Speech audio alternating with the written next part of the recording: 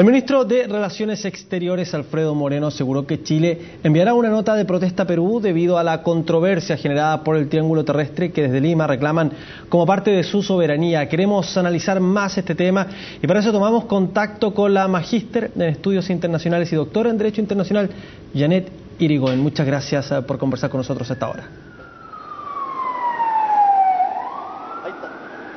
¿Me escucha? Buenos días, ¿cómo están?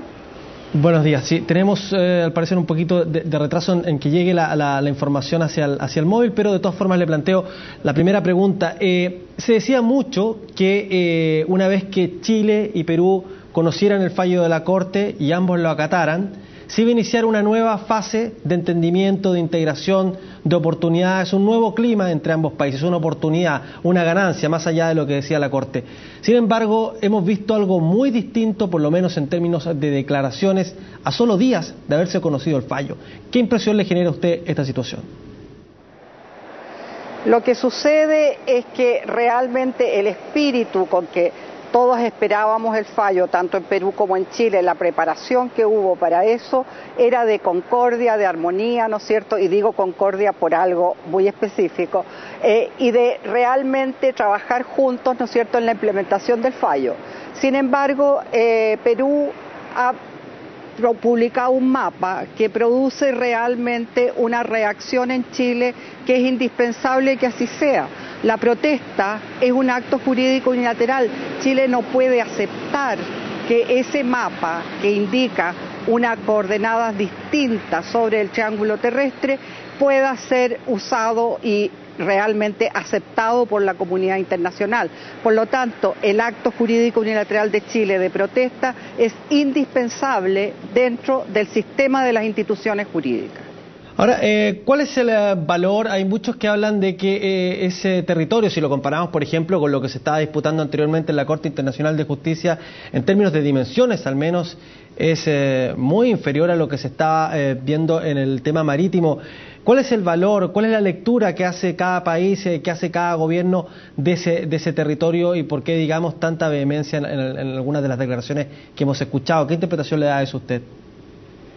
La vehemencia yo creo que va solamente desde una parte, desde Perú, porque el coagente García Belaúnde, exministro, un diplomático de mucha trayectoria, sin embargo ha tenido expresiones muy poco adecuadas, ¿no es cierto?, a la vida profesional diplomática. Yo creo que el valor es desde dónde parte el límite de cada uno de los países, y eso lo tenemos claro desde los acuerdos del 29 y del 30, y después con las coordenadas que se fijaron ya en el año 69 y por último se ratificaron el año 99 cuando creíamos que habíamos terminado todos los problemas limítrofes con Perú. Pero usted ve que se creó de alguna manera, ¿no es cierto?, el caso de la delimitación marítima y Perú siempre va a mantener esta necesidad que tiene de tener algún problema pendiente con Chile y de tener algún sentido, ¿no es cierto?, de que la armonía no puede primar entre nuestros dos países. Son algunos sectores, no son todos los peruanos, pero sin embargo la demostración es que influyen en el gobierno y sobre todo influyen en Torre Tagle y en el Parlamento. Desde la posición chilena se ha señalado que el fallo de la Corte Internacional de Justicia de algún modo reafirma la posición nacional en el sentido de que ese triángulo es chileno. ¿Usted comparte esa opinión o usted cree que en realidad la Corte no se pronunció respecto a eso?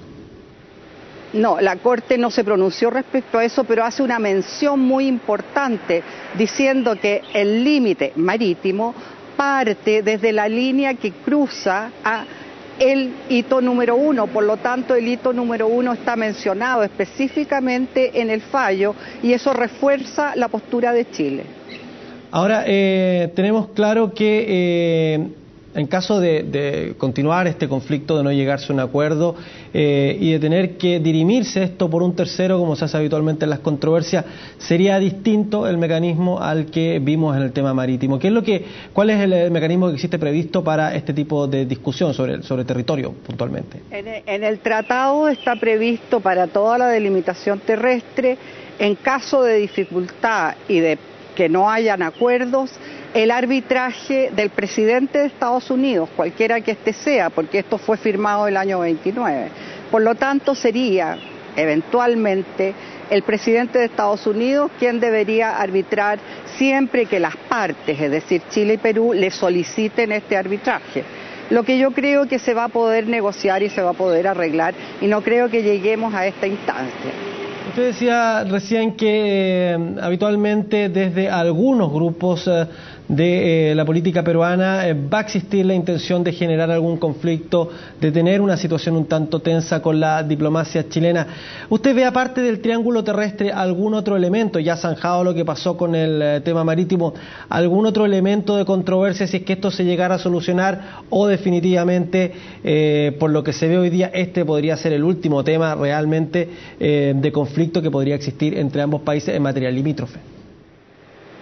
Es que con Perú es muy difícil decir cuál es el último y que no hay más, en definitiva, conflictos pendientes, porque nosotros habíamos recibido, ¿no es cierto?, la aseveración, la seguridad del canciller peruano el año 99, cuando pusimos, ¿no es cierto?, en marcha todos los acuerdos del 29, de que no hay más temas pendientes. Sin embargo, crearon de alguna manera la delimitación marítima. Entonces, yo le digo, se soluciona el triángulo, pero no le puedo asegurar, porque no podemos, ningún chileno, asegurar que no se va a crear o se va de alguna manera generar alguna posibilidad, ¿no es cierto?, de dificultad entre los países.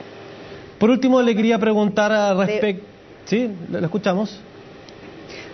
Yo me acuerdo siempre de un ex canciller muy importante, don Carlos Martínez Sotomayor, que fue embajador en Perú y que conoce muy bien, que conocía, porque ya falleció, la realidad peruana. Dijo: los peruanos siempre van a tener algo en contra de los chilenos. O sea, el recuerdo de la Guerra del Pacífico está latente en la sociedad peruana, y eso es algo que hay grupos especialistas en mantenerlo y en seguir de alguna manera desarrollando ese sentimiento hacia Chile.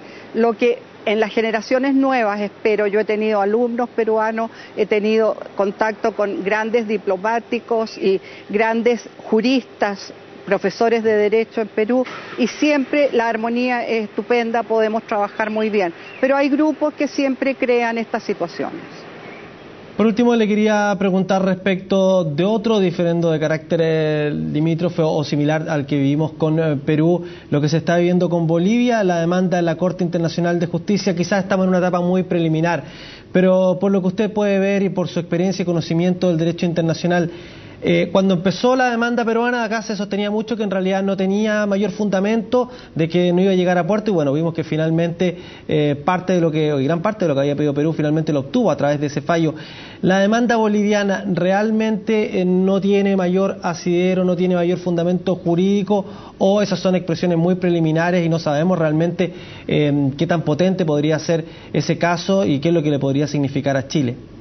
Mire, después del fallo de la Corte, nosotros estamos advirtiendo que la Corte tiene distintas sensibilidades, o sea, los miembros de la Corte, los integrantes de la Corte están realmente en una etapa de la evolución del derecho internacional. Si usted mira lo que enfrentamos en el caso de delimitación Chile-Perú, era que Chile alegaba derecho de los tratados y Perú alegaba el nuevo derecho del mar, la equidistancia para la delimitación. En este caso, ¿qué está pidiendo Bolivia? ¿O en qué basa la posibilidad de demanda, por lo que conocemos hasta ahora? Porque en abril recién vamos a tener el texto, ¿no es cierto? Es los derechos, ¿no es cierto?, expectaticios, es decir, que la promesa, el acto jurídico unilateral de Chile de negociar alguna salida al mar para el Pacífico. Por lo tanto, realmente con esta Corte yo no le puedo decir qué posibilidades tiene realmente de ser viable, de ser posible el camino de esta demanda. Tenemos que esperar en abril, leer el texto y ver qué es lo que se pide, y allí podremos opinar con más fundamento. Bueno, le agradecemos mucho este contacto con CNN Chile. Muchas gracias, buenos días.